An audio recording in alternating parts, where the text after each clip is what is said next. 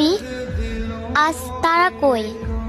যারা বলতো বিটিএস হারাম, বিটিএস খ্রিস্টান, বিটিএস নাস্তিক ইত্যাদি, তাদেরকে বলি, আমাদের বিটিএস মেম্বাররা যখন সৌদি আরব কনসার্ট করতে গিয়েছিল তখন জিমিনের মাইকটি ছিল গোল্ডেন কালার, আর আমাদের ইসলামে ছেলেদের জন্য স্বর্ণ হারাম। তাই জিমিন সেই জিনিসটাকে রুমাল দিয়ে ঢেকে ফেলে, আর আজ সেখানে গোল্ডেন কালার স্টিচ হয়ে নেগেটিভ পোশাক পরে উড়াদুরা নাচ চলতেছে, আমাদের নবীর রাষ্ট্রকে অসম্মান করতেছে। তো এগুলো কি এখন হালাল?